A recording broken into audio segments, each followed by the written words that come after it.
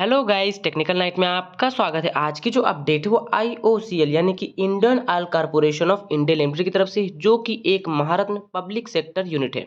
दोस्तों, इसमें ITI diploma degree वालों के लिए attendant grade, junior engineering assistant और भी तमाम पोस्ट निकल के आई हुई है। तो इस वीडियो में डिटेल्स में डिस्कस करेंगे क्या होगी एलिजिबिलिटी क्राइटेरिया, क्या सिलेक्शन प्रोसेस, एप्लीकेशन फीस क्या रखी गई, एग्जामिनेशन सेंटर्स क्या होंगे। दोस्तों, अभी ये नोटिफिकेशन आपको ऑफिशियल साइट पर नहीं देखने को मिलेगा। आपको ऑफिशियल साइट पर 21 जुलाई तक ये नोटिफिकेशन देखने को मिल जाएगा, क्योंकि 22 जुलाई 2024 से इसका ऑनलाइन एप्लीकेशन स्टार्ट हो जाएगा। इसमें जो रिक्रूटमेंट है आपको रिफाइनरी डिवीजन और पाइपलाइन डिवीजन में देखने को मिलती है। बात कर लेते हैं number of post and reservation for refinery division की। तो यहाँ पर रिफाइनरी डिवीजन में देखिए प्रोडक्शन की ये सारी रिफाइनरी डिवीजन में है।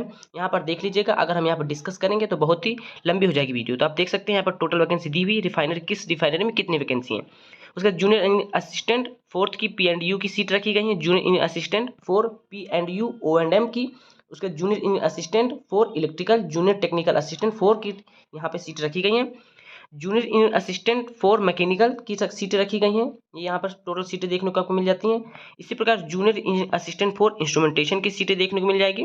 जूनियर क्वालिटी कंट्रोल एनालिस्ट की सीट रखी गई। Junior engineer assistant for fire and safety की सीट रखी गई है।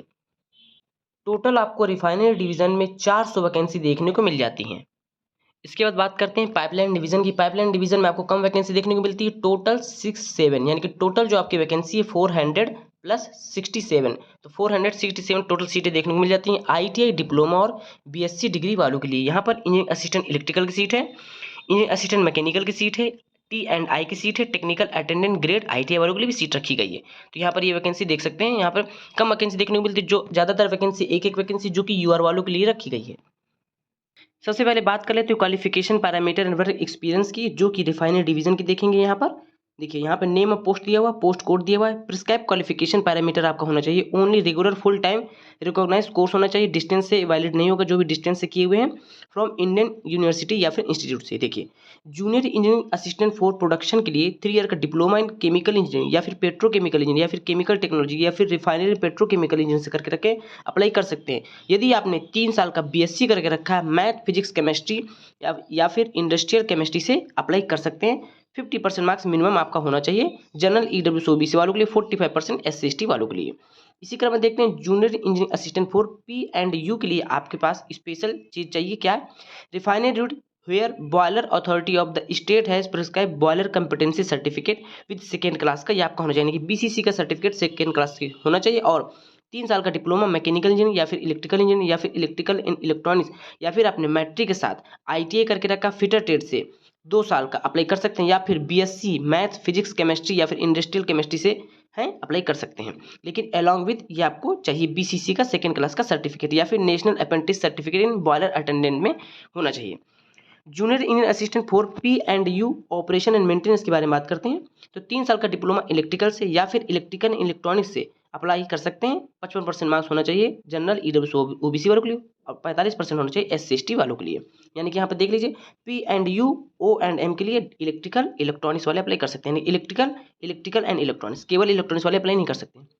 बात करते हैं जूनियर इंजीनियर असिस्टेंट फॉर, देखिए यहाँ पे पहले से मेंशन है electrical technical assistant for there का डिप्लोमा इलेक्ट्रिकल या फिर इलेक्ट्रिकल इलेक्ट्रॉनिक्स से अप्लाई कर सकते हैं। यानी कि दोनों पोस्ट पर आप इलेक्ट्रिकल वाले अप्लाई कर सकते हैं। Junior engineer assistant for mechanical, junior technical assistant for, जिसको हम बोलते हैं 3 ईयर का डिप्लोमा मैकेनिकल इंजीनियर से करके रखें अप्लाई कर सकते हैं। यदि आपने matric with ITI fitter trade से करके रखें तो भी अप्लाई कर सकते हैं। काफ़ी अच्छी बात है, यानी कि डिप्लोमा और आईटीआई यहाँ पे आपको समान यानी कि बराबर देखने को मिलता है। यदि आप मैकेनिकल से डिप्लोमा करके रखें अप्लाई कर सकते हैं, आईटीआई करके रखें 2 साल का अप्लाई कर सकते हैं।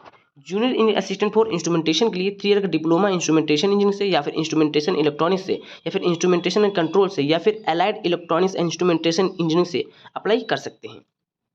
जूनियर इंजीनियरिंग क्वालिटी के लिए देख सकते हैं BSc with physics chemistry, industrial chemistry and mathematics from recognised university या फिर इंस्टीट्यूट से एलिजिबल हो जाएंगे क्वालिटी कंट्रोल के लिए। Junior engineer assistant fire safety के लिए यहाँ पर देख लीजिए काफ़ी सारे पैरामीटर यहाँ पे दिया हुआ है फायर सेफ्टी के लिए।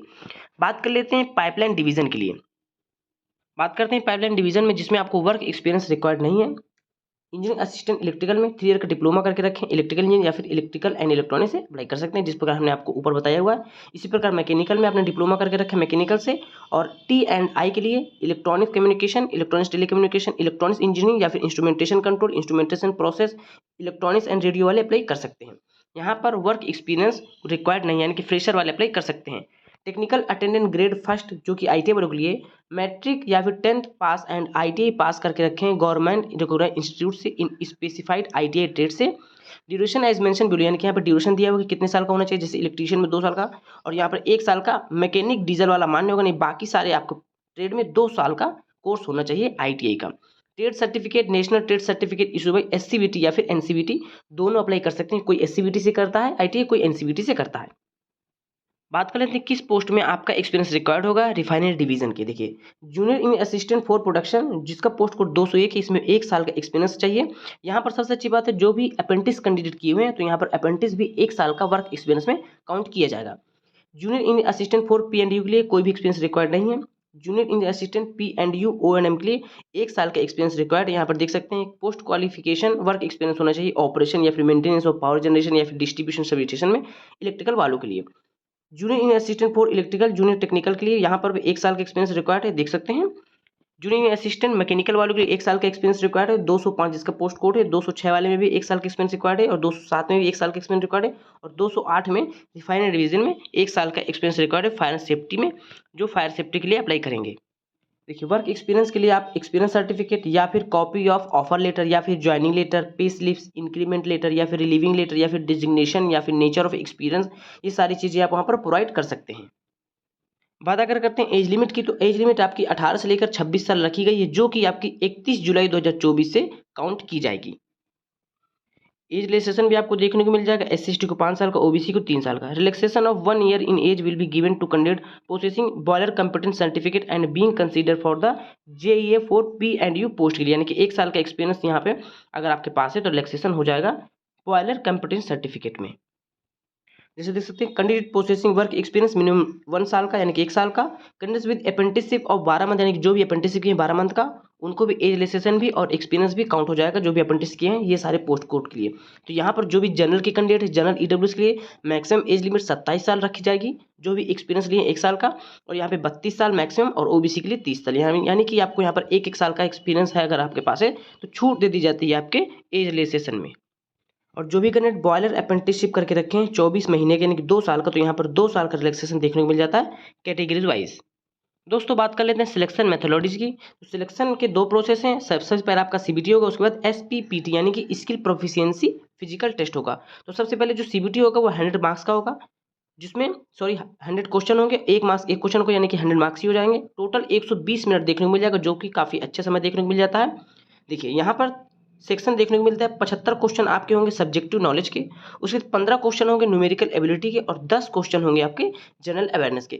सबसे अच्छी बात है कि यहाँ पर कोई भी नेगेटिव मार्किंग नहीं रखी गई है, यानी कि आपको पूरे के पूरे क्वेश्चन अटेम्प्ट करना है बेफिक्र होके। जो भी आपके एग्जामिनेशन सिटी हैं, एग्जामिनेशन सेंटर के बारे में भी देखेंगे, तो 15 दिन पहले आपके एडमिट कार्ड रिलीज कर दिए जाएंगे।